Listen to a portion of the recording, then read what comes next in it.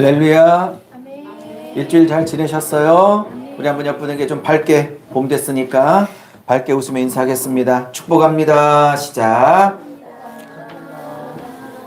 자, 한 번 더요. 하나님이 끝까지 책임져 주십니다. 시작. 그걸 믿고 삽시다.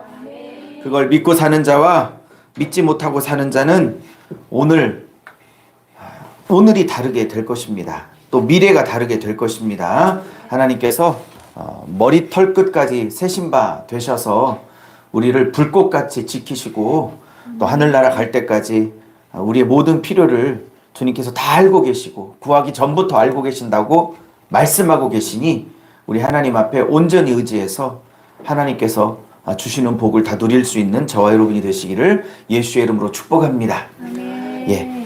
오늘은 이사야 43장 1절에서 2절 또 15절 21절의 말씀을 가지고 하나님은 웨이메이커라는 제목으로 말씀을 나누겠습니다. 같이 한번 해볼게요. 시작. 하나님은 웨이메이커. 웨이 길을 메이커 만드시는 분이다 라는 뜻입니다. 웨이메이커. 오늘은 이사야 43장 말씀을 펼쳤음을 예수님의 이름으로 소망합니다. 이지나 오늘 나에게 주시는 하나님의 말씀으로 들을 수 있기를, 나에게 하시는 말씀으로 받아들일 수 있기를 예수의 이름으로 축복합니다. 아멘. 오늘 첫 번째 말씀을 같이 나누도록 하겠습니다. 같이 해볼게요. 시작. 어떤 상황에서도 나는 하나님이 지명하여 부른 자임을 잊지 마십시오. 어떤 상황에서도 나는, 우리 가정은, 내 자식은 하나님이 지명하여 부른 소중한 존재임을 잊지 않게 되기를 예수의 이름으로 축복합니다. 아멘. 오늘 1절에 야곱아 너를 창조하신 여호와께서 말씀하시느니라, 이스라엘아 너를 지으신 이가 말씀하시느니라. 2절 너는 두려워 말라, 내가 너를 구속하였고 내가 너를 지명하여 이름을 불렀다란 뜻이에요. 한 사람 한 사람 개인적으로 이름을 불러서 구속하였고 지명하여 부르셔서 너는 내 것이라 내 소유라 말씀하셨다 입니다. 여러분을 하나님이 지명하여 부른 하나님의 자녀임을 잊지 마시기를 바랍니다. 여러분 프린터에도 잘 나눠드렸지만 다윗의 아들 솔로몬 왕이 40년간 나라를 다스릴 때, 여러분 솔로몬 그러면 너무 위대한 왕, 지혜로운 왕 이렇게 기억하고 계시지만 사실은 다윗 왕과는 너무나 다른 삶을 살았던, 나라가 자신이 죽고 난 다음에 두 동강이 날 수밖에 없도록 그렇게 하나님 앞에 악하게 살았던 왕이 바로 여러분의 예상과는 다른 이런 솔로몬 왕입니다. 물론 초기에는 1000번제까지 드리며 하나님 앞에 참 그 마음이 합한 왕으로 시작했지만 그는 중간에 수많은 왕비들, 1000명의 왕비들을 두고 그 왕비들이 가지고 온 우상을 그가 받아들여 온 나라를 우상 숭배지로 바꾸게 했던 장본인입니다. 하나님이 이것을 기뻐하지 않아 직접 2번이나 나타나셨습니다. 다른 왕들은 주님께서 주로 선지자들을 보내세요. 그런데 있잖아요, 솔로몬 왕은 하나님이 사랑하셨죠. 그래서 솔로몬이란 이름 말고 하나님이 별명을 하나 붙여주었는데 여디디아라는 이름을 하나님이 별명을 붙여주셨죠. 이 여디디아는 하나님이 직접 붙여주신 별명이죠. 이 여디디아라는 솔로몬의 별명은 하나님이 사랑하는 자라는 뜻을 갖고 있습니다. 그만큼 하나님이 다윗의 아들이었기 때문에 그토록 사랑하셨습니다. 솔로몬 그러면 위대하게 보고 있지만 제가 봤을 때 솔로몬 왕은 다윗의 모든 업적을 완전히 다 뒤엎어버린 아주 극하게 악한 왕 중에 하나입니다. 이렇게 자식들이 잘못 삶에도 불구하고 그 자식 때에 하나님이 심판을 내리지 않았던 것은 이 솔로몬 때가 아니라, 왕 때문에가 아니라 그 아비 다윗이 하나님을 향해 드렸던 사랑과 마음 때문입니다. 할렐루야. 그러므로 사랑하는 여러분, 여러분의 자식이 어떻게 사는 것도 중요하지만 여러분이, 우리 부모가 하나님 앞에 어떻게 살았느냐 굉장히 중요한 거예요. 자식의 복이, 물론 자식의 행위 때문에도 결정이 되겠지만 그 부모가 하나님 앞에 어떤 마음을 들였느냐에 따라 하나님이 자식을 어떻게 대하시느냐도 결정이 나는 것을 우리는 오늘 본문을 통해서 알 수 있습니다. 사랑하는 여러분, 여러분의 자식이 잘 되기를 원한다면 아멘 하십시오. 정말 우리가 다윗처럼 하나님 앞에 바르게 살아야 될 줄로 믿습니다. 이제 하나님이 솔로몬이 죽고 나자 그 아들 때에 나라를 두 동강이 내셔서 12지파 중에 10지파를 북쪽에 모으셔서 북이스라엘 이름이라는 왕국으로 시작하게 하셨고, 남쪽에는 솔로몬의 아들이 르호보암이 왕으로 다스리면서 막내 지파인 베냐민 지파와 유다 지파가 결합하여 남유다 왕국으로 나라가 두 동강이 나서 이제 각각 출발을 하게 됩니다. 물론 정통성은 솔로몬의 아들인 남왕국에 있었고, 여기에 기라성 같은 선지자들도 많이 배출되게 되죠. 하나님이 남유다의 손을 들어주셨다는 것을 또 알 수 있습니다. 이것도 우상 숭배라고 보셨어요. 하나님을 의지하면 하나님이 보호하고 지켜주실 텐데 애굽 군대를 의지하고 때로는 아수르에게 빌붙었다가 바벨론에 빌붙었다가 이 나라 저 나라의 군대에 빌붙는 걸 하나님이 너무 싫어하셨어요. 나 하나만 의지하면 하나님이 지켜줄 텐데 왜 애굽에 빌붙고 왜 아수르에 빌붙고 왜 바벨론에 빌붙느냐라는 거예요. 내가 애굽만 못하냐는 거예요. 내가 돈만 못하냐는 거예요. 내가 권력만 못하냐는 거예요. 내가 인맥만 못하냐는 거예요. 오늘 우리식으로 적용하면 이 애국과 아수르, 바벨론, 우리가 하나님보다 더 의지하고 있는 것들, 하나님 의지하는 거 싫어하십니다. 하나님만 의지하는 걸 기뻐하십니다. 그래서 이사야 43장은 어떤 의미를 갖고 있느냐? 이스라엘이 이미 바벨론에 70년을 끌려갔다고 가정을 하고 이 70년 동안 포로 생활을 하고 있는 백성들에게, 죽도록 고생을 하고 있는 백성들에게 이제 40장부터 너희들 하나님이 회복시켜 주실 거야. 아멘. 너희들 하나님이 구원시켜 주실 거야. 너희 하나님이 새롭게 하실 거야. 라고 회복을 선포하는 40장의 이후의 내용 중에 절정에 해당되는 장이 바로 43장일 것입니다. 여러분, 그러므로 오늘 이 43장을 읽을 때 비록 미래적 사건이지만 저와 여러분은 이스라엘 남유다 백성이 바벨론 70년 포로 생활을 하며 죽도록 고생하고 있는 한복판에 이 43장을 읽고 있구나라고 전제하고 오늘 43장을 보셔야 하는 것입니다. 이해하셨죠? 자, 그러면 보십시오. 1절, 2절. 야곱아, 너를 창조하신 여호와께서 지금 말씀하시느니라.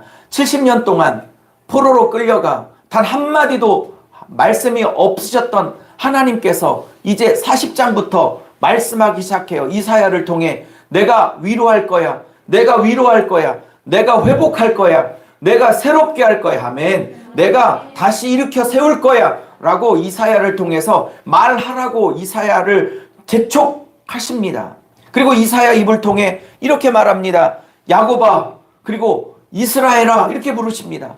오늘 하나님께서 포로로 끌려간, 그리고 죽도록 고생하고 있는 이 백성들에게 하나님은 두 가지 명칭을 쓰시는데, 첫 번째 야곱아 이렇게 말씀하시고, 똑같은 절에 이스라엘아 이렇게 말씀하십니다. 원래 이스라엘이죠. 하나님의 다스림을 받는 자, 하나님의 통치를 받는 자, 이스라엘이죠. 근데 하나님은 이 포로 생활을 하고 있는 이스라엘을 첫째 야곱으로 먼저 불러버리십니다. 왜요? 너희들이 처음부터 이스라엘이 아니었다는 걸 기억해야 한다는 겁니다. 너희들은 처음부터 야곱이었다는 겁니다. 속이는 자였고, 못난 자였고, 남을 등치는 자였고, 죄성으로 지옥에 갈 수밖에 없는 자였고, 하나님의 뜻에 거스려 사는 못난이들이었다는 겁니다. 하나님의 원수를 자처하며 살았던 자들이었다는 겁니다. 근데 하나님이 이 야곱을 만나주셔서 누구로 바꾸셨어요? 하나님의 통치를 받는 자 이스라엘로 바꿔주셨다는 겁니다. 너희들의 시작이 어딘지를 잊지 말라는 겁니다. 하나님의 말씀하십니다. 이렇게 말씀하십니다. 야곱아, 이스라엘이라, 내가 너희의 민족을 창조하였다. 할렐루야. 내가 너희의 민족을 조성하였다. 지었다. 라고 말씀하십니다. 그리고 두려워 말라라고 말씀하십니다. 왜요? 70년 포로 생활 죽도록 하고 있습니다. 돈 문제 때문에 아주 골머리가 썩고 있습니다. 자식 새끼 문제 때문에 아주 머리가 터져 나갈 것 같습니다. 남편 문제 때문에 아주 속이 아주 이제 시커멓게 검다 못해 시커먼 숲덩이가 되어져 있습니다. 우리로 적용하면 그렇다 이 말입니다. 70년 포로 생활의 절정, 돈 문제, 가정 문제, 경제적인 그 쪼들림의 절정에 있는 이 우리들에게 주님께서 말씀하십니다. 내가 너를 만든 자 아니냐? 내가 너를 지은 자 아니냐? 내가 너를 이 땅에 태어나게 한 자 아니냐? 그러니 내가 너를 책임지마. 내가 너를 다시 회복하마. 내가 너를 구속하였고. 언제요? 수천 년 전에 모세를 통해서 애굽에서 내가 너를 구속하였다고. 그때 내가 수많은 민족 중에 내가 너를 지명하여 수많은 민족 중에 4장 22절 출애굽기 4장 22절 너는 내 장자다. 수많은 민족 중에 너는 나의 맏아들이다 라고 내가 너를 선언하지 않았냐라는 겁니다. 제가 말씀드리고 싶은 것은 뭐냐 이겁니다. 어떤 상황, 어떤 어려운 환경 속에서도 하나님은 나를 버리지 않습니다. 하나님은 나를 지명하여 부른 자입니다.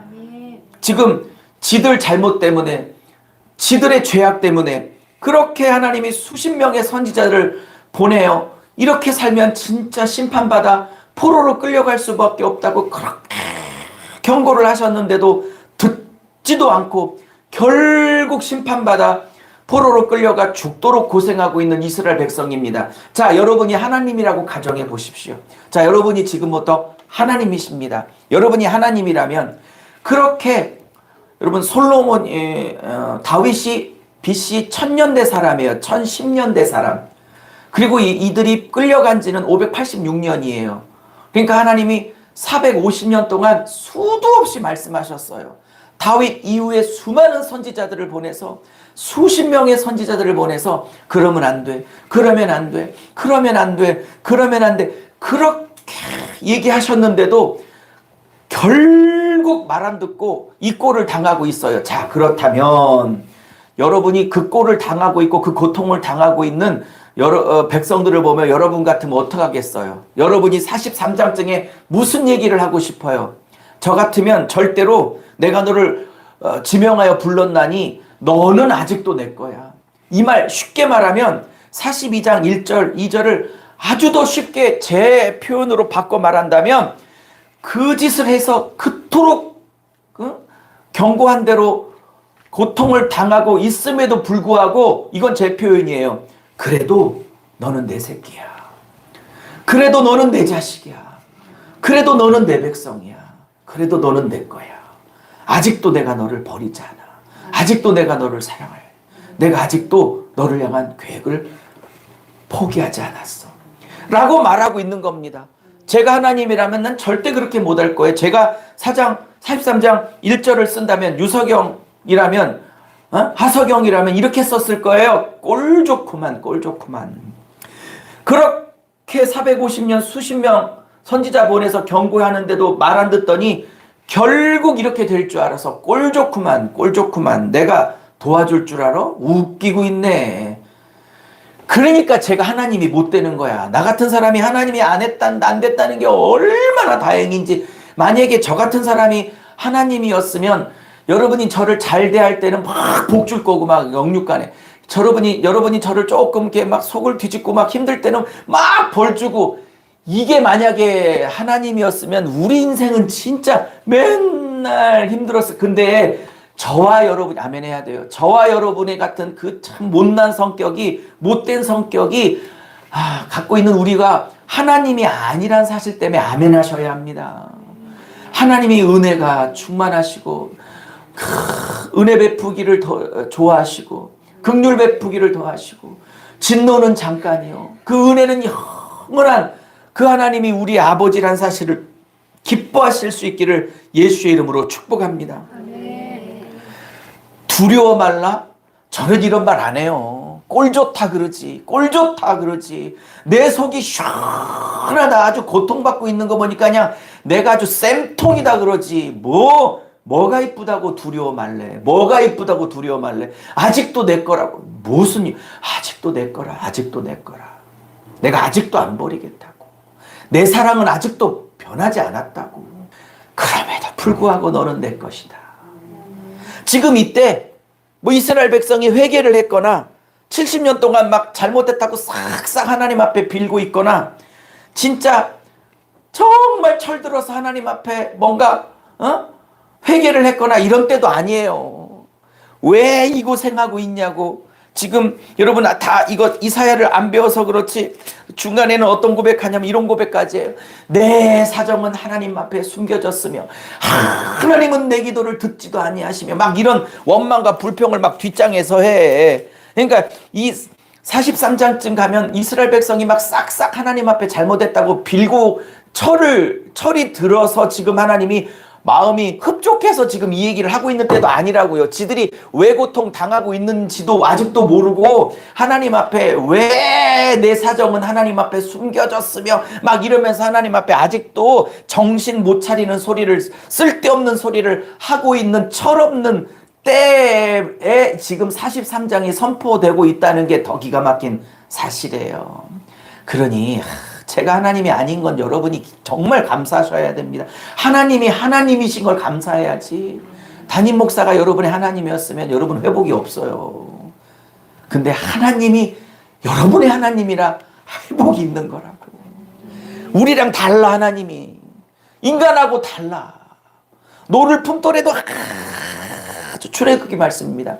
아주 잠깐 푸시고 은혜는 천대까지 베푸시고 지들의 잘못 때문에 고통을 당하고 있음에도 불구하고 꼴 좋다 이렇게 말씀하지 못하고 그 고통을 함께하고 계신 그럼에도 불구하고 넌 내 거야. 그럼에도 불구하고 넌 내 거야. 그럼에도 불구하고 너는 내 새끼야.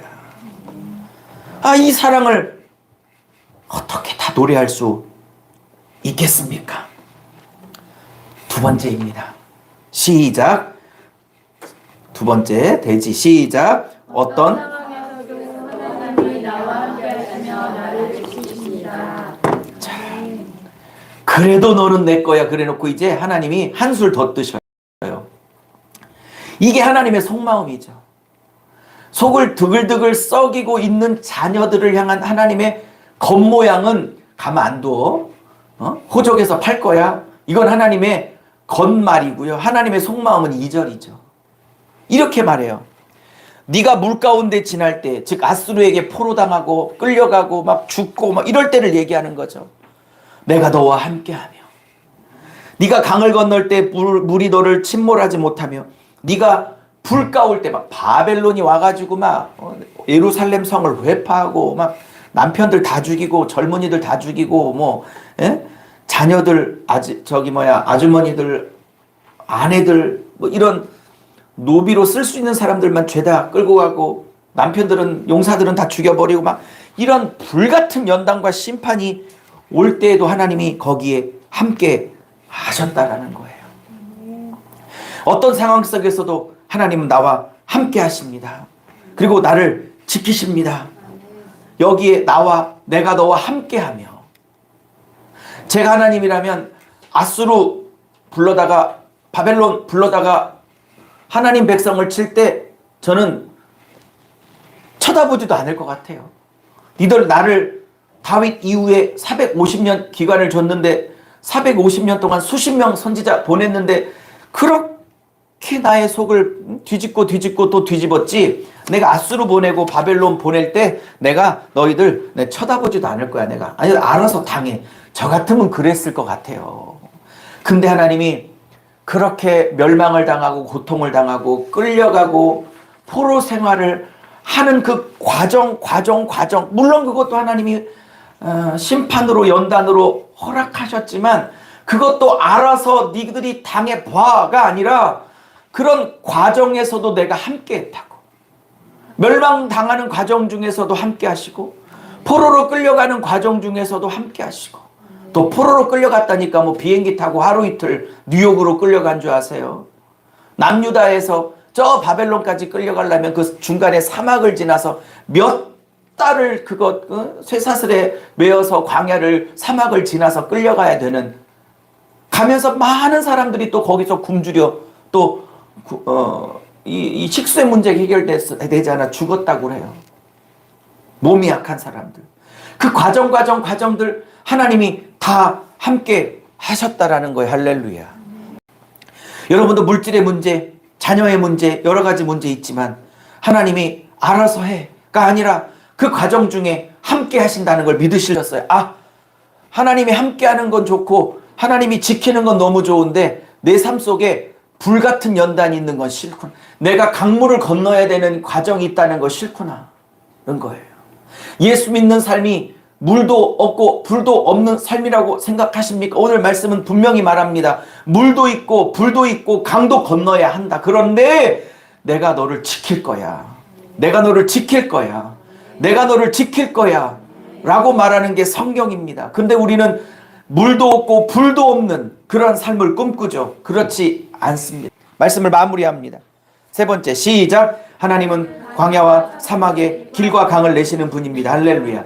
16절 20절 길지만 길들어 다 다 읽지는 못하겠지만 주님께서 이 16절에 나 여호와가 바다 가운데 큰 물 가운데 지름길을 냈다. 홍해 사건 얘기하는 거예요. 수백 년 전 출애굽 사건 얘기하는 거예요. 애굽 백성들을, 병사들을 다 거기서 침몰시켰다. 이 출애굽기 홍해 기적을 말하는 거예요. 근데 하나님이 큰 홍해 바다 가운데서 길을 내셨대. 여러분, 하나님은 오늘 제목처럼 웨이메이커입니다. 여러분, 바닷속에 무슨 길이 있다고 생각하세요? 바다에 빠지면 죽지. 바다에 빠지면 죽지. 바다에 건너가면, 바다에 던져지면 죽지. 그러나 여러분, 죽기를 각오하고 바다에 던져진 요나 하나님이 살리셨어요. 바다에 빠져도 죽을 것 같지만 하나님이 바다 가운데 살 수 있는 길, 그것도 그냥 길이 아니라 지름길. 할렐루야. 지름길을 내신다고 말씀하십니다. 그러면서 주님께서 너희는 이전 일을 기억하지 말래요. 이게 무슨 얘기냐면 이전 일이라는 것은 홍해바다 걸른 것, 홍해바다 가른 것, 이 정도 기적이라고 말하지 말라라는 거예요. 내가 앞으로 옛날 일 그거 기적 정도도 아니라는 거, 이거보다 더 큰 기적을 일으킬 건데 홍해 바다 걷는 것 정도 그거 기억하지 말라는 거예요. 홍해 바다를 걷는 거 그거 기적이라고 말하지도 말라는 거예요. 그건 기적, 내가 앞으로 일으킬 새 일에 비하면 그거는 기적도 아니라는 거예요. 우리에게나 기적이지 하나님에겐 기적이 없습니다. 이 수준 높은 말을 이해하신 거예요. 우리에게나 기적이지 하나님에게는 기적이라는 단어가 없습니다. 애굽 때에 홍해 바다를 걷는 그 예전 일, 그거 기억도 말래. 왜냐면 앞으로 바벨론에서 너희들을 건져낼 기적에 비하면 그건 기적의 축에도 속하지 않기 때문에 예전 일, 앞으로 하나님이 너를 위해서 앞날에 벌이실 그 새 일을 생각한다면 과거의 기적은 기적도 아니랄 거라고 말씀을 하십니다. 내가 새 일을 행하리니, 이때 새 일은 히브리어로 하다쉬, 요 정도는 좀 앞으로 1년간 애워놓으세요. 애우는 분들에게 이 하다쉬 축복이 있기를 축원합니다.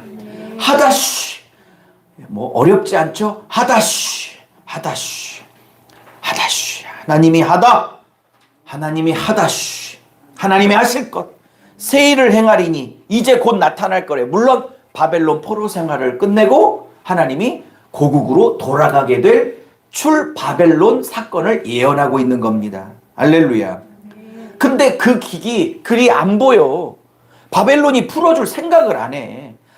바벨론이 이 수백만 명이나 되는 공짜 노동력을 왜 풀어줘요? 바로 왕이 안 풀어주려고 했던 것처럼. 그러니까 이 길이 안 보여. 여러분의 경제가 적용합니다. 여러분의 경제가 회복될 길이 안 보여. 광야에 무슨 길이 있어요? 여러분, 사막에 무슨 강물이 흘러요? 있을 수 없는 일이에요. 근데 하나님이 그 광야에 웨이메이커 다우시게 길을 내시겠다는 거예요. 사막에 물 한 방울 내리지 않는 사막에 물, 또랑, 시내 정도가 아니라 강물들, 여기서 복수를 쓰고 있는데 강들을 흐르게 하겠다는 강들을. 그래서 들짐승들이 마음껏 먹고, 아니 이 사막에 강물을 내시는 창조주가 나를 만드신 분이야? 그리고 개가, 고양이가, 멍멍이가, 승냥이가, 타조가 각자의 음성으로 노래를 하게 될 때가 있을 거라는 거예요. 그리고 내가 택한 자들이 이 물을 마시고 고향으로 돌아오게 될 때가 있을 거라는 거예요. 사랑하는 여러분, 광야에 길을 내시는 웨이메이커이신 하나님을 믿어 봅시다. 사막에 강들을 만들어 내시는 하나님을 믿어 봅시다. 광야의 길, 이때 히브리어로 길은 데레크입니다. 데레크를 내시는 하나님, 할렐루야. 강들, 나하르입니다. 나하르 써드린 것처럼 하나님은 데레크를 능히 만들어 내시고 나하르를 능히 만들어 내시는 하나님이십니다. 근데 이걸 지금 언제 선언하고 있냐? 포로가 절정에 치달았을 때, 경제 문제가 아주 가장 막다른 골목에 치달았을 때, 이제는 자식 새끼 위해서 기도하는 것조차도 힘이 안 될 만큼 아주 자식 문제가 아주 끝장을 내고 있을 때, 그때 선언된 말씀이라 이 말입니다.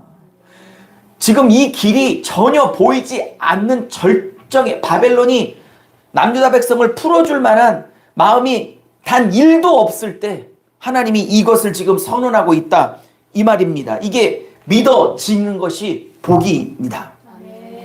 심판과 고난이 끝나시고 회복과 새 인생을 주시고자 하는 하나님이십니다. 죄로 인한 심판과 고통의 기간에도 불구하고 하나님은 자녀들이 어떻게 하면 회복할 수 있을까? 어떻게 하면 다시 복을 누릴 수 있을까를 준비하시는 하나님이시기 때문입니다. 이렇게 회복과 구원을 주시고자 하는 하나님의 목적은 7절과 21절에 명확하게 말씀되어져 있어요. 이렇게 회복을 주시고자 하는 하나님의 진짜 목적은 뭐냐? 물론 백성들의 회복도 회복이지만 이걸 통해서 온 세상이, 승냥이도 하나님을 찬양하고 타조도 하나님을 찬양하고, 특별히 자신의 죄 때문에, 실패 때문에 포로로 끌려가 죽도록 고생했던 백성들이 정말 없었던 길, 있을 수 없었던 길을 만들어내셔서 바벨론으로부터 회복시켜 주신, 광야의 길을 내신, 이 말 꼭 기억하세요. 광야의 길을 내신다. 광야의 길을 내신다. 웨이메이커. 오늘 댁에 가셔서, 직장에 가서 컴퓨터로 뽑아가지고 웨이메이커라고 써요. 그리고 찬양 중에 웨이메이커라는 찬양이 있으니까 1년 내내 들어봐. 하나님이 역사하실 거예요. 길을 내실 거라고요. 할렐루야. 나를 찬송하게 하려 함. 내 이름으로 불려지는 자, 곧 내가 내 영광을 위하여 창조한 자. 이게 이스라엘 백성을 만든 목적인데 바벨론에 포로 생활하면 되겠어요? 우울에 빠져 있으면 되겠어요? 질질 짜고 있으면 되겠어요? 불안 초조 때문에 질질 짜고 있으면 되겠어요? 절망 때문에 나 죽고 싶어. 뭐 이러고 있으면 되겠냐고. 우리가 내가 내 영광을 위하여 창조한 자인데 내게 찬송을 부르게 하려 함이라. 이 백성은 내가 나를 위해 취한 21절 나의 찬송을 부르게 하려 함이라. 할렐루야.